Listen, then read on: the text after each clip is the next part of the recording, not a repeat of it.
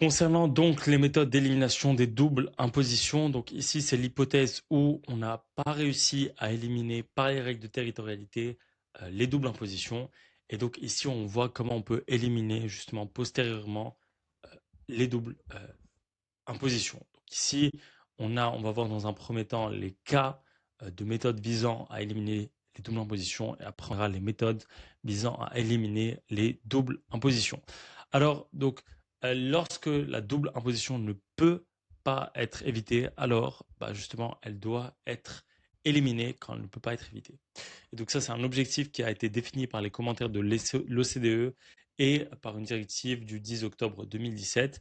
Donc l'élimination relève de l'état de résidence. Donc en France, aucun mécanisme général n'est prévu pour les impôts sur le revenu, sauf en matière de succession, mais c'est toujours à l'état de résidence d'éliminer justement la problématique de double imposition. Donc l'impôt payé à l'étranger est généralement déductible comme charge de la base imposable, sauf pour les BIC en France, les BIC. Et donc voilà, on parle ici concrètement de, d'ailleurs on appellera que les conventions fiscales internationales priment sur le droit interne pour l'élimination de ces doubles impositions.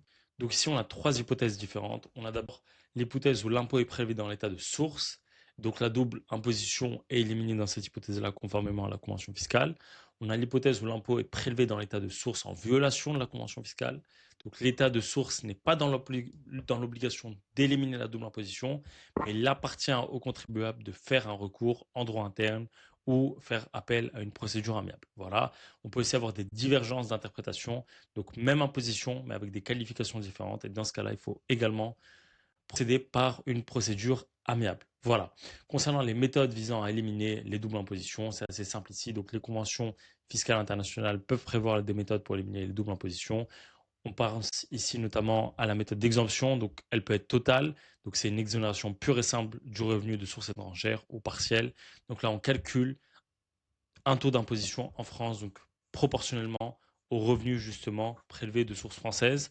On peut aussi avoir la méthode d'imputation, et donc là, ça passe par un crédit d'impôt réel, donc c'est une prise en compte de l'impôt payé dans l'état de source, soit intégralement, soit c'est plafonné, donc ça c'est une méthode, donc on fait un crédit d'impôt en la matière, ou bien on peut le faire également de façon forfaitaire, donc c'est un montant fixe, indépendamment de l'impôt payé à l'étranger, c'est souvent égal ou basé sur un pourcentage du montant total de l'impôt français. Voilà pour cette première partie sur l'objectif d'élimination des doubles impositions. Il nous reste à voir dans ce cours l'objectif de lutte contre la fraude et l'évasion fiscale, avant de passer à la dernière partie sur la résolution des différends en matière de fiscalité internationale.